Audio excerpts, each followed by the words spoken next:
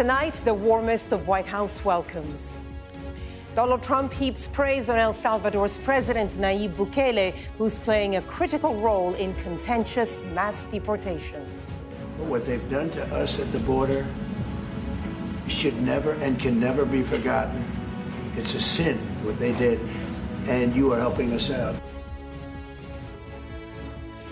And responding to a devastating Russian missile strike, President Trump again suggests Ukraine shares the blame for allowing the war to start. And tonight, reports of another missile strike in the same Ukrainian city that was hit yesterday. Also ahead, keeping the blast furnaces alive without setting UK-China relations ablaze, a delicate diplomatic balance after the government took control of British steel.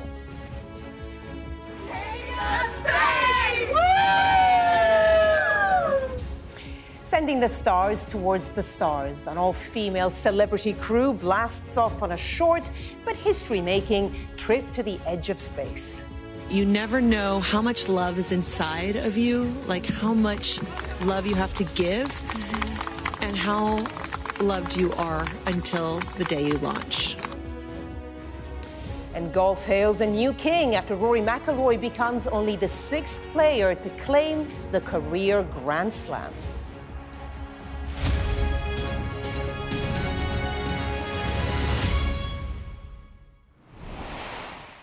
Good evening. President Trump has again made it clear who he counts among his friends and who, well, not so much. Earlier in the Oval Office, there was resounding praise for El Salvador's president, Nayib Bukele, who's become a key ally in the Trump administration's mass deportations program. The Oval Office, where about 6 weeks ago, Trump had his infamous showdown with Volodymyr Zelensky. And today, speaking about a deadly Russian missile strike, the president had more criticism for Ukraine's leader, repeating suggestions that he shares blame for the war starting. The mistake was letting the war happen. If Biden were competent and if Zelensky were competent, and I don't know that he is, we had a rough session with this guy over here. He just kept asking for more and more. That war should have never been allowed to happen. That war, I went 4 years and Putin wouldn't even bring it up. Let's go live now to Mark Stone in Washington, D.C. A lot going on, of course, there with the president. Let's start with his meeting with the president of El Salvador, Nayib Bukele. Resounding praise for him. Yes, Nayib Bukele, who is 43 years old, a president who has had a dramatic impact on his own country. Not all that long ago, El Salvador was one of the dangerous countries in the world. It is now the safest country, it is said, in the Western Hemisphere. And that is largely down to the policies of President Bukele, who has cracked down on gangs in his own country with remarkable success. But human rights groups say it has come at a terrible cost. If you look at one report by Human Rights Watch, they say that of the 85,000 people that Bukele has put in jail over the past few years, only 1,000 have been convicted of any crimes. He has swept up large numbers of people. He has sorted out the crime problem, but it has come at a cost. Now, he calls himself the coolest dictator in the world. That is self-styled, and he swept into the White House today because Donald Trump, I guess there's a sort of symbiotic relationship between these two men. They are useful to each other, and we've seen over the course of the past few months that Donald Trump has managed to use El Salvador as a place effectively to send people he does not want in the United States. Here's my report. At an airport in El Salvador, the latest group to be deported from America. 11 men, gang members, says the White House, but detained and removed to this mega prison with no evidence of their crimes, no judicial process, and no access to lawyers. They join hundreds already lifted from America and sent to El Salvador's notorious terrorism confinement center, one of the largest jails in the world. At a White House in step with this policy, a guard of honor for the president of El Salvador, the first Latin American leader to visit President Trump. Nayib Bukele styles himself as the coolest dictator in the world. Donald Trump likes him because there is a symbiosis to this relationship. I want to thank you for the great job you're doing.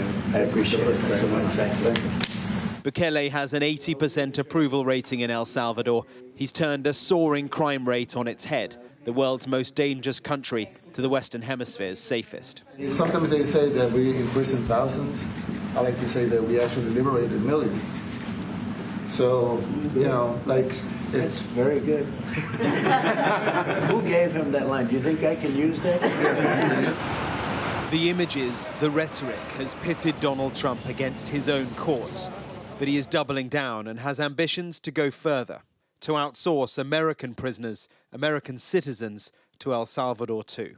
I'd like to go a step further. I mean, I said it to Pam. I don't know what the laws are. We always have to obey the laws, but we also have homegrown criminals that push people into subways, that hit elderly ladies on the back of the head with a baseball bat when they're not looking, that are absolute monsters. I'd like to include them in the group of people to get them out of the country. Among those already deported is Kilmar Albrego Garcia, removed to the El Salvador jail because of an administrative error. But the Trump administration says they don't have the legal obligation to bring him back. Mr. President, you said that if the Supreme Court said someone needed to be returned, that you would abide by that. You said that on Air Force One just a few days ago. And they said that it must be facilitated. Why don't you just say, isn't it wonderful that we're keeping criminals out of our country? On immigration, President Trump can point to material successes since he took office. His hard line and his partnership with El Salvador has pushed crossings on the southern border for the year so far to their lowest level in decades. A meeting of minds then, two men who admire each other's methods, who share controversial tactics, who relish in causing a stir. There is advantage for both leaders in this relationship. El Salvador is getting paid for this outsourcing. President Trump gets results on immigration. But at what cost for the principles of due process in America? So there we are. That is the latest day in the White House for two men who clearly like each other because they are useful to each other. And, you know, for me, it was fascinating to see that not only is this ongoing controversy about aliens, people who are not American citizens being deported without due process. But now Donald Trump is saying that what he would like to do, and he said this to the president of El Salvador in the Oval Office, he wants him to build more prisons so that he can transport American citizens who are in America's jails out of this country. Those who have committed the most serious crimes, he says, he wants them out of America. He does acknowledge, though, that there could be legal issues with that. I imagine there certainly will be. And Mark, obviously, an obvious contrast between the meeting earlier today and the one that Donald Trump had with Volodymyr Zelensky about 6 weeks ago. And Ukraine came up again today with the president insinuating that President Zelensky was partially responsible for the start of the war.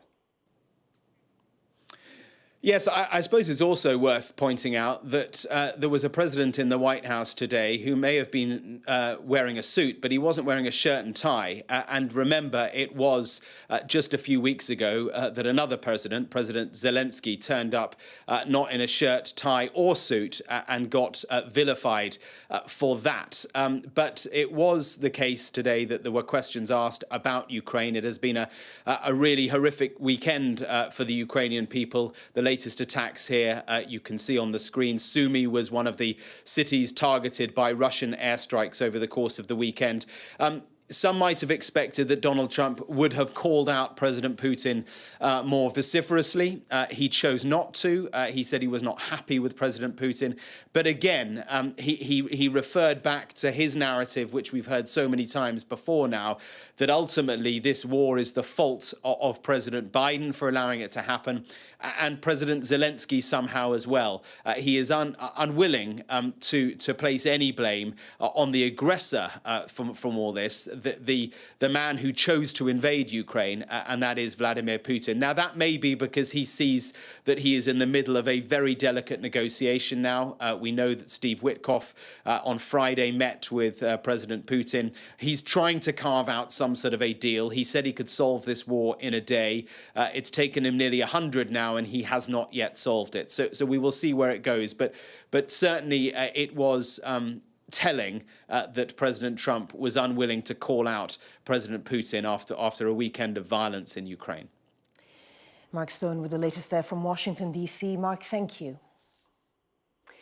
Well, Ukraine's Air Force has said that in the past few hours, there's been another Russian bombardment on Sumy in northeastern Ukraine, a day after that strike that killed more than 30 people.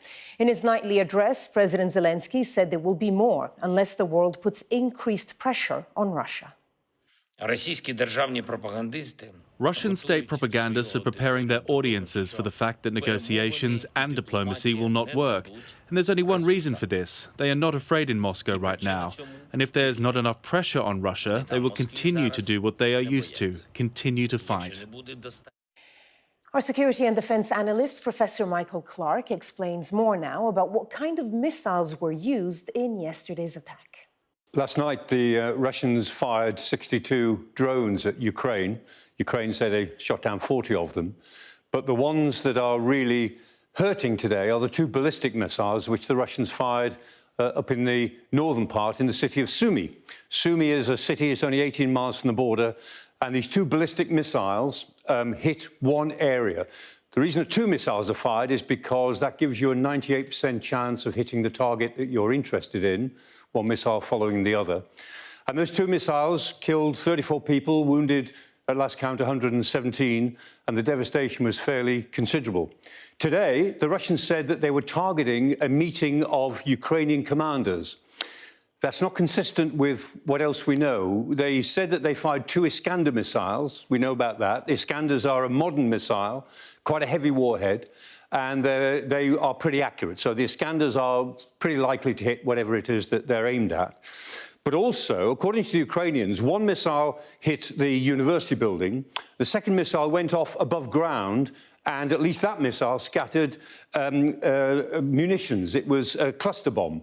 And cluster bombs are cluster warheads, cluster munitions, are lots of small bomblets inside a shell. Now, this is not a cluster warhead from an Iskander missile, but this is the sort of thing that you would expect to find. Lots and lots of grenades which throw themselves around and basically injure anybody within about 50 to 100 metres of the area. What we can see from the devastation in Sumy is that it's entirely consistent with a cluster bomb attack, and cluster bombs are completely and utterly illegal when they're used in a civilian area. Everyone has condemned it. The Ukrainians have said it was cluster bombs. The American ambassador to Kiev has said, yes, it was a Russian cluster bomb. European leaders have said it's cluster bombs.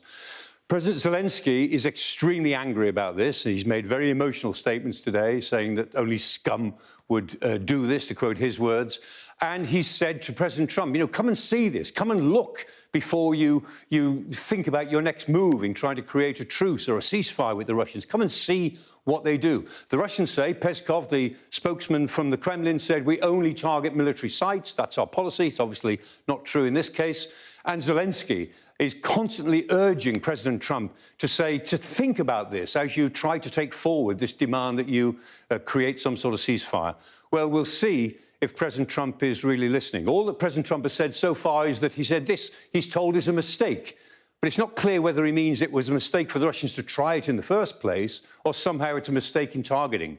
Nobody outside the White House believes this is a mistake in targeting. If it's a mistake that they shouldn't have made in the first place.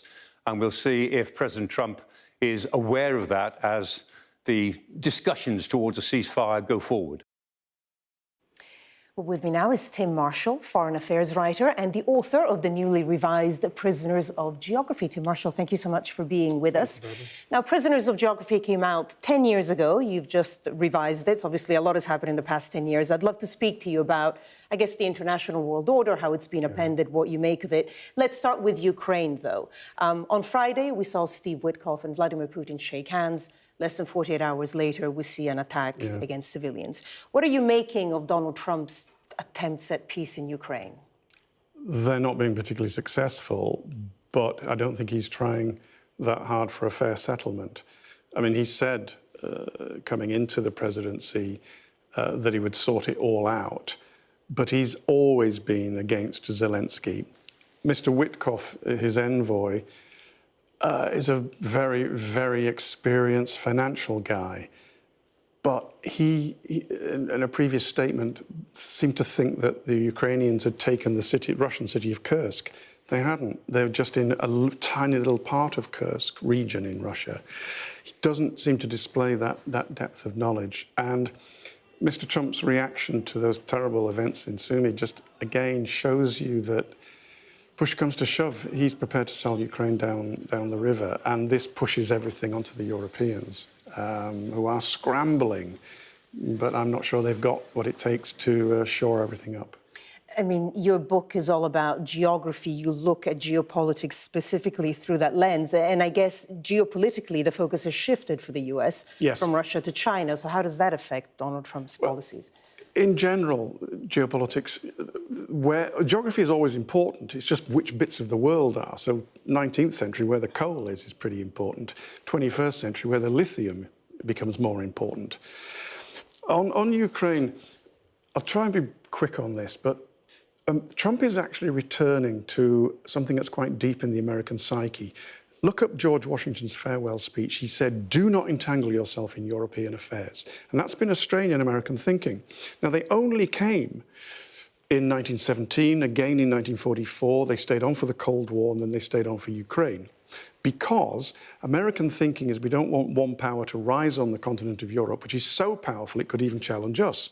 Well, Putin has just proved that Russia can't even reach Kyiv, never mind reaching the Atlantic coast, at which point the MAGA types in Washington, who had already gamed a lot of this out, think, why do we care about Ukraine or Russia or Europe?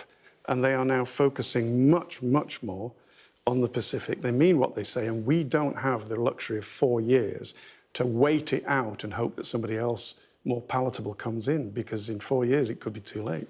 I mean, we've seen the shift to China, and we've seen the tariff policy, or, attempts at a tariff policy and changes over the past 2 weeks with Liberation Day. Again, a lot of people would say there were issues with globalization. There is some, good in what Trump is trying to do, but the manner in which he's going about it, what do you make of it, and what do you think the impact could be? Well, this, again, is part of this new era we're in. And new eras are very uncomfortable, whether it's the end of the concert of Europe after the Napoleonic Wars or the end of the Cold War, which was very easy to understand, and then you're into this multipolar world. Well, we're now into this new era of strongman leaders where our old rules don't seem to count and the way of doing business doesn't seem to count. And the challenges to our values, including in the UK, when it comes to things like migration and other issues, are going to be severely tested in this new time. So the manner in which they're going about it is very, very ugly. What they're trying to do is not necessarily crazy, especially from a particular point of view. 2 quick examples. People said, oh, he's crazy, he's going to invade Panama. Didn't need to invade Panama. But Panama read the future. They said to the Chinese companies, we're not sure that the contracts you have on the ports at each end of the canal are constitutional. They sold up to the Americans, to BlackRock. He's already won. He's already won on the Europeans. They're paying more for defence already. What they're doing from their perspective is logical in a new era, and we are very unsettled while we get used to this. Briefly, I do think the tariffs will settle down on the European side across the year, but and I do think the relationship is not intrinsically absolutely broken. We can still have a relationship, but what was first amongst equals is now just where first, America. I mean, you've been following foreign affairs for decades. Your book is wildly successful, millions and millions of copies, and then you decided to revise it. I don't know when you stopped writing. I'm hoping it was after. It was the day before it went to print, because we were still rewriting paragraphs the day before it went to print. But Trump was already in office. Yes, but I mean, I wrote some of the stuff in advance saying as soon as he got back to power, he breathed heat on Iran, because I knew that would happen. But when we did the voiceover for the audiobook, I genuinely ad-libbed some of the paragraphs as news was coming in. That's But in fairness, a lot of news has been coming in almost all the time. So tell us, what are the trends? I mean, you've mentioned threats to our values. You've mentioned that, the Western alliance is effectively shifting or changing or, breaking up in the way that we knew it. What are the trends to look out for? Values. How does a modern Western liberal democracy, because there is a difference between democracy and a liberal democracy, how do the liberal democracies hang on to their values in the face of this pressure and in the face of the other issues that we're facing? Migration is a huge one in this country and right across Europe. Look at the effect it's having on the politics. How do we hang on and still remain liberal democracies in a new world, in a world of hard power and strong leaders? That is a challenge to our culture. We're talking about things on Earth. Actually, the third book in your trilogy was about space, the future of geography. And you sort of talked about how you kind of transpose the geopolitical issues on Earth to space. You know, we've seen space travel today, sort of commercial flights. Great story. But where do you see that? Because, of course, we have the figure of Elon Musk, who is now very close to the US president. Yes. So the two worlds kind of combining. I wrote that book because, you know, geopolitics has moved up there and is now played out. Astropolitics, it's known as. And it's pretty similar to the tensions here. You do have an American-led bloc because NATO is still led by America, and the bloc going up is led by the Americans. And on the other side, you have a bloc led by China with Russia as a junior partner. And those tensions in space are going to be magnified and will parallel the tensions down here. I'm convinced it is our future to be out there. There's a lot of very, very good stuff, but we urgently need new rules of the road for how we behave in space, and because the rules that we have were written in the 60s and they're not fit for purpose. But very briefly, if we can't even get the rules respected on Earth right now, how are we going to get rules in space? It takes time, and we have to go through some crises. I mean, Americans got the nuclear bomb, Soviets got the nuclear bomb, they both got tens of thousands of warheads, and they said, we need to talk to each other. Something similar will happen in space. Barbara, we've been talking about death and disaster for 6 minutes. We do need to hang on. I always have to say this. It's actually, it's an uncomfortable time because it's so different and all the parts are moving, but it's still a pretty good time to be alive. You've got to hang on to that. That's a nice optimistic note. I'm Which optimistic. ended. Tim Marshall, always a pleasure. Thank you, so Barbara. much. Author, of course, of Prisoners of Geography. Thank you. Thank you. You're watching The World with me, Barbara Serra. Coming up, can they reach a deal? We'll look at the chances of US-Iran talks under a cloud of Trump threats.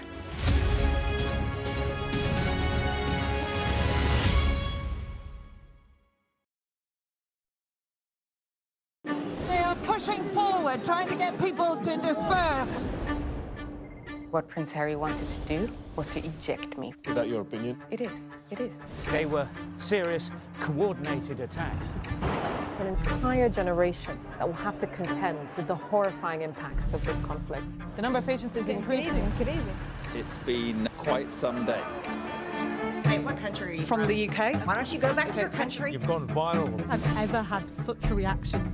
It's just incredible.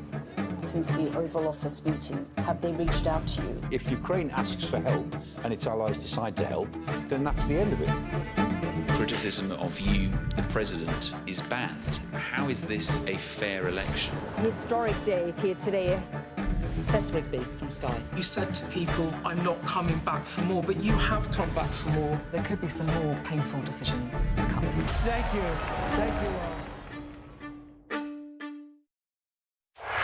I'm David Blevins, and I'm Sky's Senior Ireland Correspondent. I've spent 30 years reporting the journey from conflict to peace. The end of the political stalemate, the start of a new chapter for Northern Ireland. Catholics and Protestants now facing the same threat. If we both contract COVID-19, religion's nothing. Sky News, the full story first. Our app gives you the very best of Sky News wherever you are. Breaking news, videos and analysis. Evidence of the crisis. Podcasts, watching us live. Live here from Washington. Wherever you get your podcast. All in one place. And all at just the touch of a screen. The Sky News app. Get the full story first.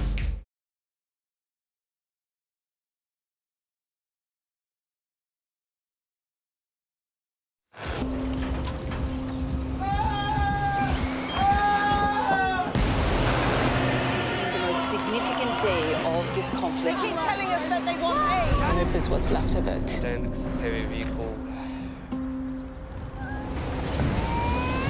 Why only in America? People want their country to work. Just want a job in a normal life. Why are these homes empty? I want you to be honest with people. That has happened within minutes. Sky News, the full story first. A show of military might and menace. Why should the West trust you? Frankly, I don't care whether the West trusts us or not. Sky News. Get the full story first. Have a quick word for Sky News. Is the West right? Are you fueling Russia's war machine? American journalist Evan Gershkovich is on trial here, but was first on display. I'm Ivor Bennett, Sky's Moscow correspondent.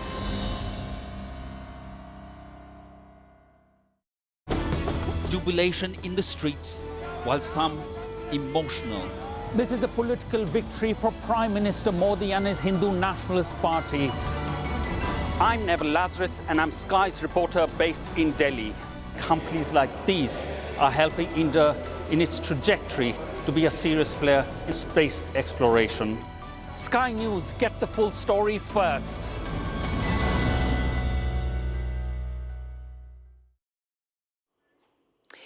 You're watching The World. We're going to look now at US-Iran nuclear talks, which will go into a second round this weekend in Rome after what both sides described as positive discussions on Saturday in Oman.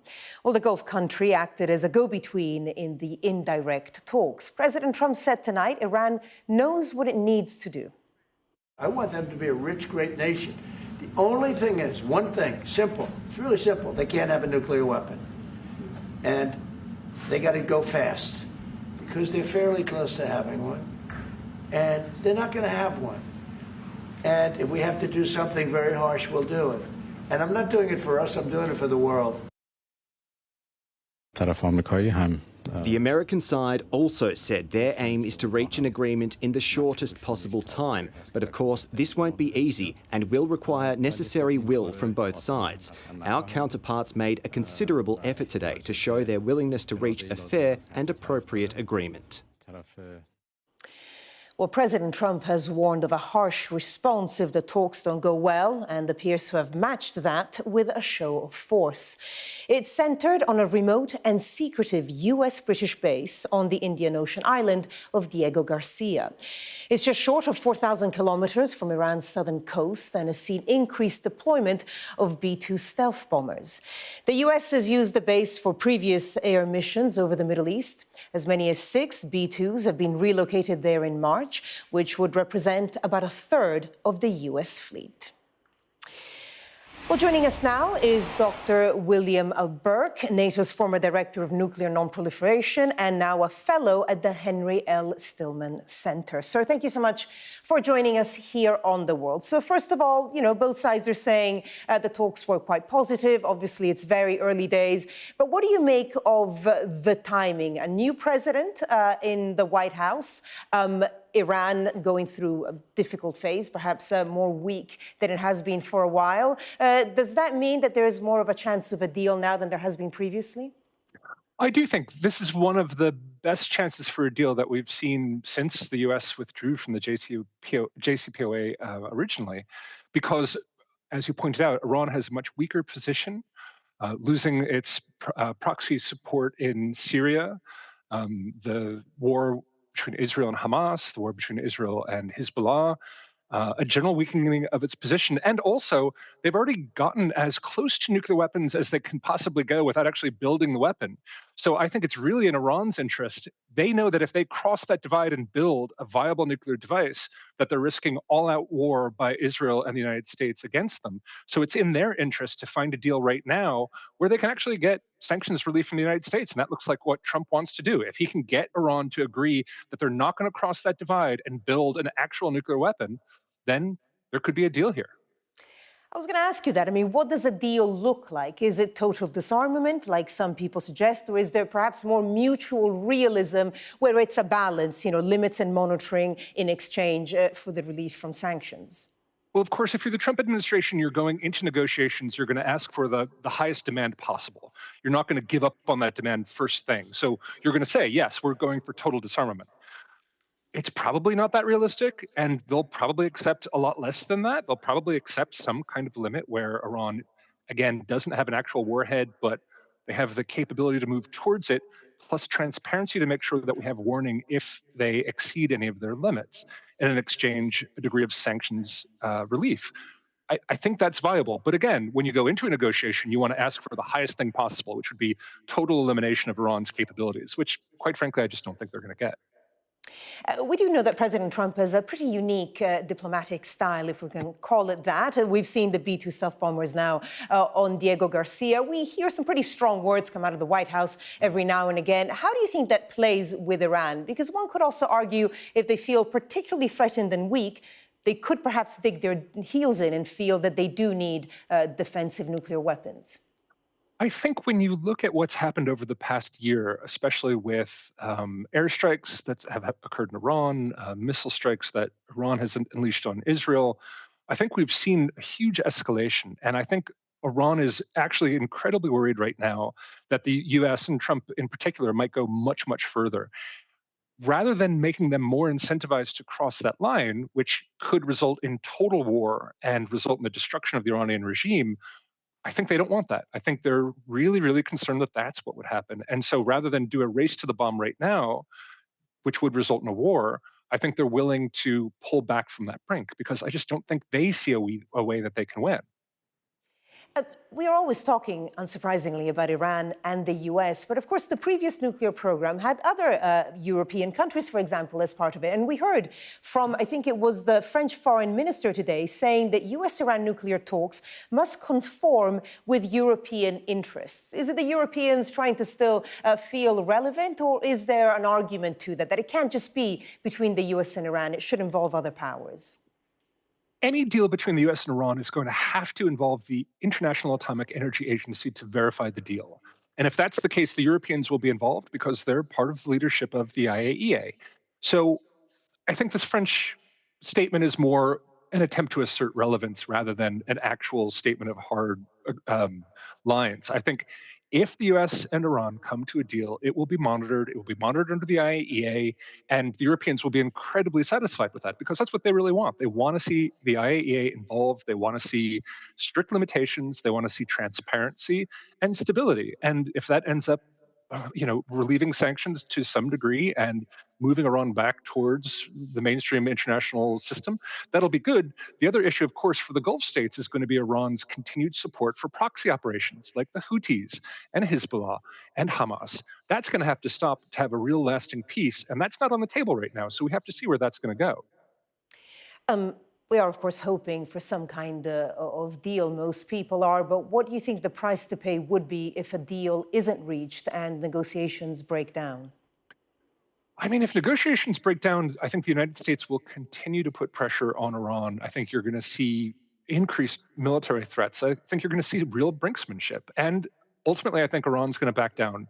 Their financial system is weaker. Their proxy system is weaker. Their international support is weaker.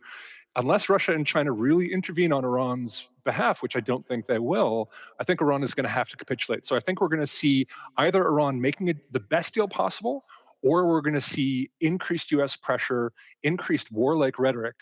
And ultimately, I just think Iran can't cross that line. I think ultimately they will make a deal because their domestic position just isn't strong enough to withstand full U.S. pressure.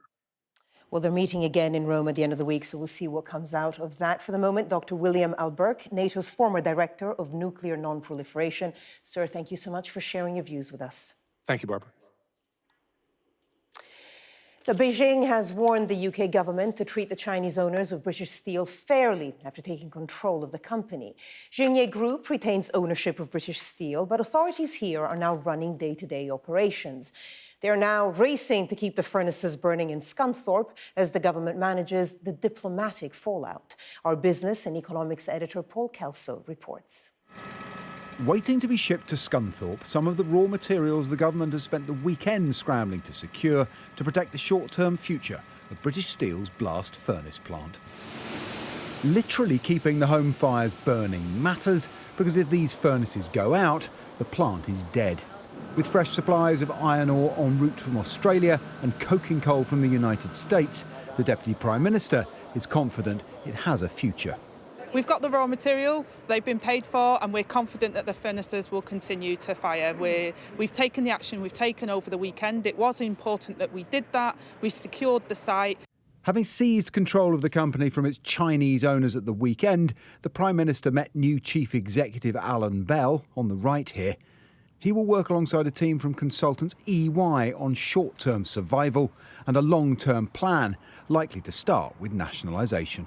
There's still a lot of discussion that needs to take place about what comes next. You know, what are the plans under this new rule of the Labour Party, the Labour government.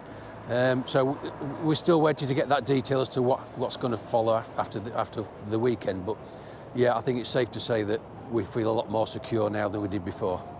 Locally, there's relief that the plant and its 2,700 jobs have a reprieve. It's having a real big impact. Our business has gone down by about 60% for the guys not coming out. So my partner's worked there for, I think, about 2 years now. So we still don't know what the outcome is. We're still in that random space of do they have jobs, do they not have jobs? Ministers and management say their intervention is justified because only coal-fired Scunthorpe can produce the virgin steel used from railways to defence. But government support for Tata Steel's Port Talbot works will support a transition to electric arc furnaces fed with recycled steel, a potentially more sustainable alternative. We've got the feedstock here. We don't have supplies of coke and iron ore, but we do have our own scrap. So we could be operating in a closed loop, powering it with renewables or nuclear, and then we would have a green, clean steel industry, which is categorically the way of the future. With Scunthorpe losing £700,000 every day and Donald Trump's trade war deflating steel prices, forging a long-term future for the British steel industry remains an enormous challenge. Paul Kelso, Sky News. You're watching The World with me, Barbara Serra. Coming up, rising stars, how a celebrity crew went out of this world and made space flight history.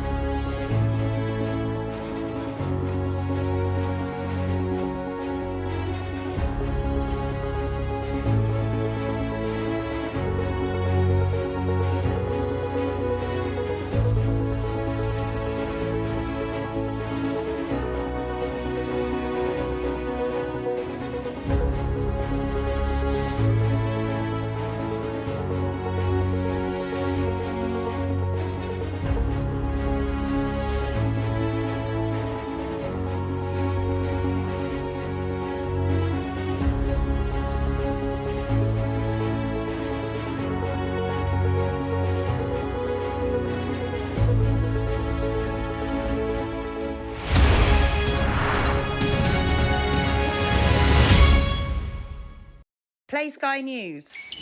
From the Sky News Centre at 7. Now that you're up to date, we can go into a bit more detail. Things can change incredibly quickly. Taken by surprise. Have you ever known a moment like this in British politics before? Yes. Cheers. We'll start with breaking news. Let's get the latest on the ground. So, by the end, we'll hopefully all understand what's going on in the world just that little better.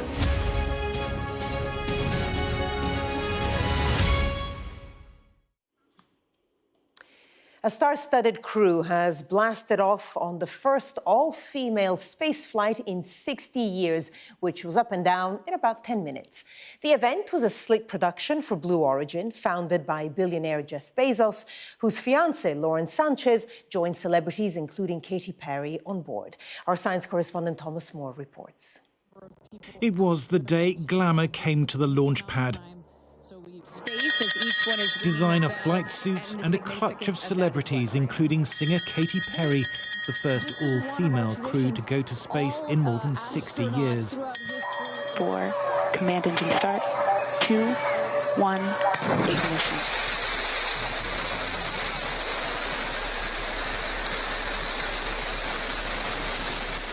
Perry sang about a firework. Now she rode on one.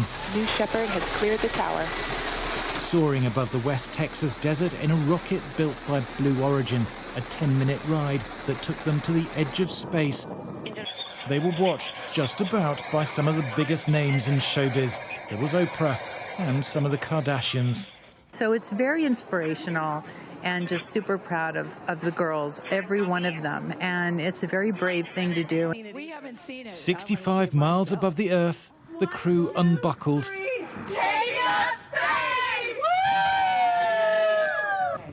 And floated. Whoa, whoa, whoa. 4 minutes of weightlessness. And then there was the view. Oh, the moon! You guys, I don't have to tell you, look at the moon. Look. Oh, that's amazing.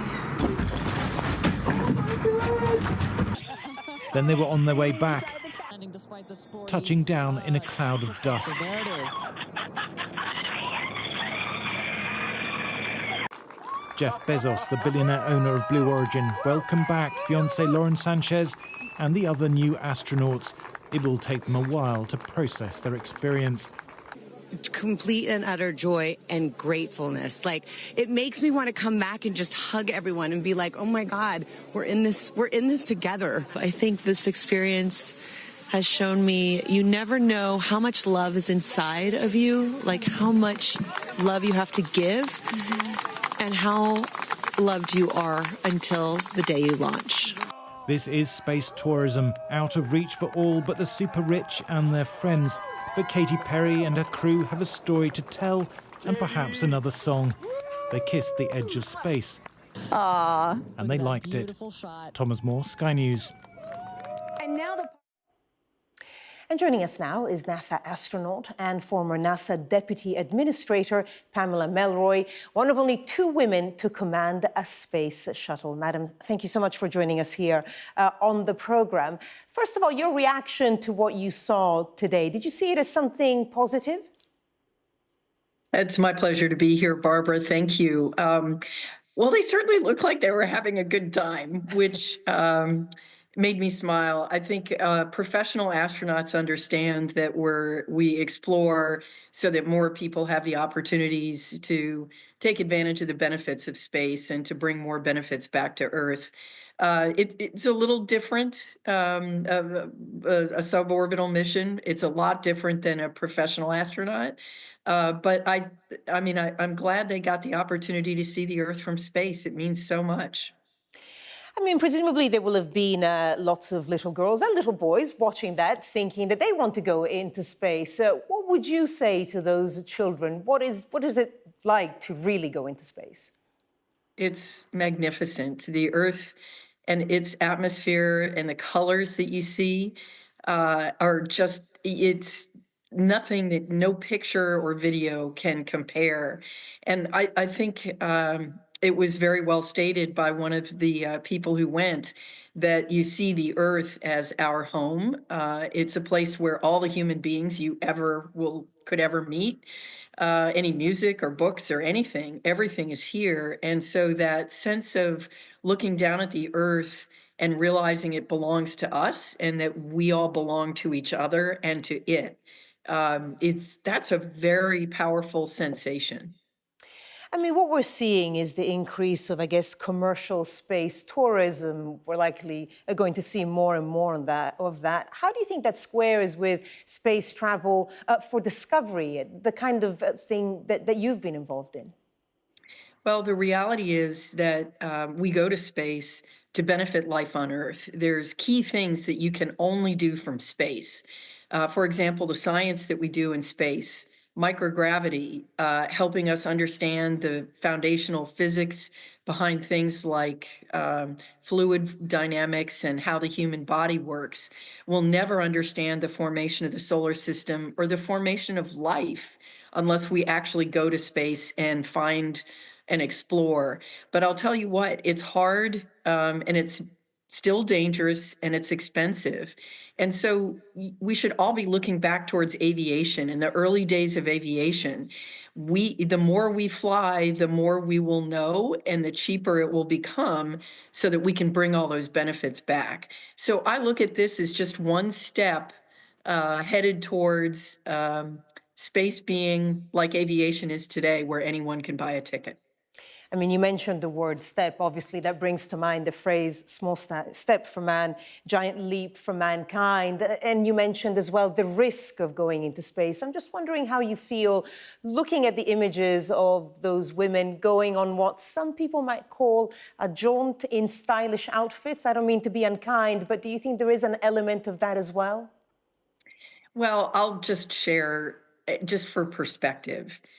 They went on a suborbital flight. They were exposed to the harshness of space for about 5 minutes, and their maximum velocity was about Mach 3.7. When you go orbital, you're going to Mach 25, and then you have to get rid of all that energy coming home. And typically on orbit, you're staying for days or weeks or even months at a time. And so the hazards that they experienced, yeah, it's definitely more than maybe an airplane flight and certainly more than a roller coaster, but it's substantially safer just because the energy involved is just not that high. So I think, yeah, it's a little dangerous, but I don't feel concerned about it at all. I think they are now part of the human record about what it takes to go to space. And Madam, very briefly, if you can, if you got offered the opportunity, would you go on one of those flights? Oh, absolutely. Because yes, seeing the Earth from space is magnificent, and it would be fun to go back and experience that. I'll take your word for that. Pamela Melroy, NASA astronaut and former NASA deputy administrator. Madam, it's been a real pleasure. Thank you. Thank you, Barbara. This is The World Still to Come. After years of major heartbreak, Rory McIlroy finally makes sporting history.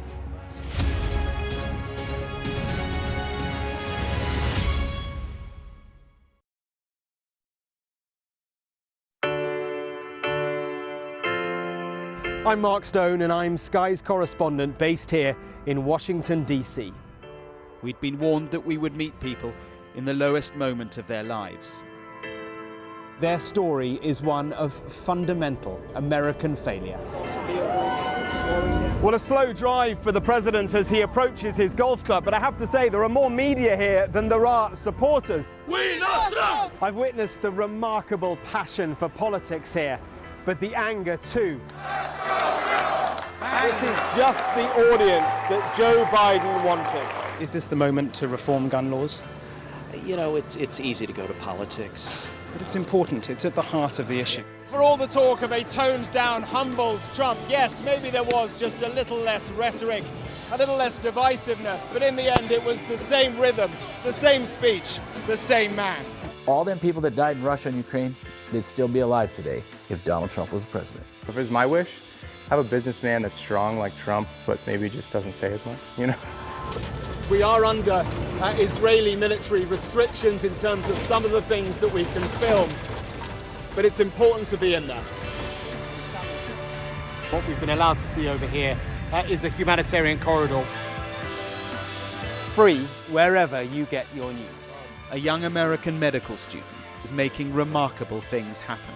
I've seen a lot of difficult things, and honestly, it breaks my heart. These children don't deserve that. I don't think there's a single Arab I know who isn't seriously disturbed by what's going on. And so they gathered for this wonder of nature. I'm very excited right now. This is an extraordinary moment beyond anything I could have expected. Sky News, get the full story first. We've got your Sunday mornings covered.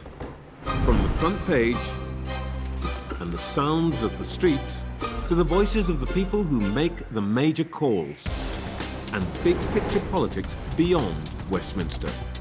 We'll put you at the heart of our story. I'm ready. Are you? Join me, Trevor Phillips, Sunday mornings on Sky News. The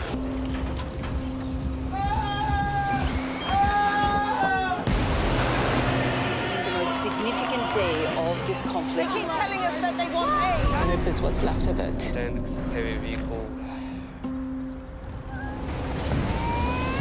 Why only in America? People want their country to work. Just want a job in a normal life. Why are these homes empty? I want you to be honest with people.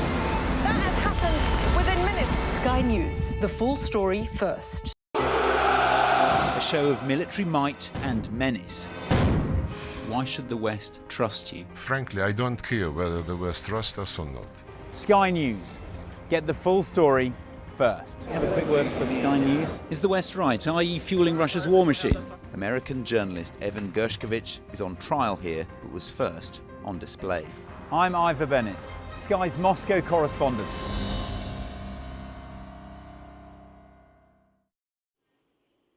Welcome back to The World. In the early hours of this morning, Northern Ireland's Rory McIlroy made sporting history. He became the first European to complete golf's coveted Grand Slam by winning the Masters in Augusta. He and his fans endured a torturous final round before he sank his final putt in a sudden death playoff against Justin Rose. Now, a huge party is being prepared for him to welcome him home to the golf club in County Down, where his dream began. Our Ireland correspondent Stephen Murphy reports. The next generation teeing off in the birthplace of a golf legend. You know, I have very vivid memories of when I was, 3 and 4 years of age at Hollywood Golf Club, and they made a special exemption for me that they let me join as a junior member before the age limit, which was maybe 10 or 11. This was the moment everything changed for local boy Rory McIlroy. A huge burden finally lifted. Even in his greatest triumph, thoughts turned to home. I want to say hello to my mum and dad. They're back home in Northern Ireland. They made a lot of sacrifices for you. They did. And I can't wait to see them next week. I just can't wait to celebrate this with them. At Hollywood Golf Club in County Down, they lived every stroke until victory.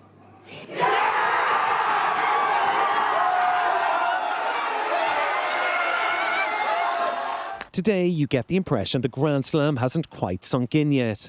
It's hard to put into words, to be quite honest with you. Obviously, Rory's now only the 6th player to have ever won the Grand Slam, so he's following the likes of Jack Nicklaus and Tiger Woods. And for somebody from a small town in County Down, from a very small island of Ireland, to do what he has done is just incredible. Come on, have another pitch. His parents' living room in Hollywood was his earliest fairway. The qualities imbued in this small town outside of Belfast stood the Masters champion in good stead. Never did waver his understanding of where he came from, understanding of the privilege that he'd been given, understanding of the talent he'd been given. And, for all that to come together finally last night was extraordinary. And I know that I speak on behalf of so many people, particularly from home, who will have been just watching him with joy and with pride. At his old school in Hollywood, which also hands out green blazers, pupils too young to remember Rory's last major win were taking it in.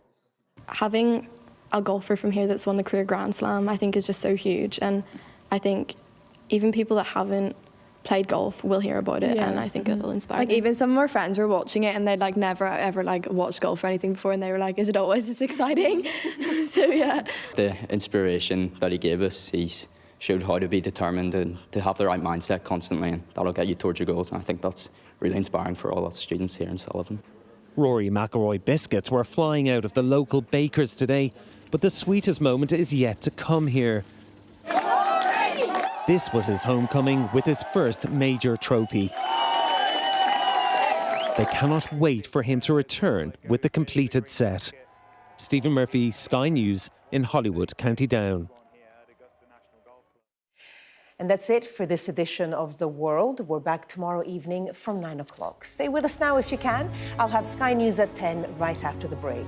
And I'll tell you why any hopes of a quick end to the bin strike in Birmingham have been dashed. Stay with us.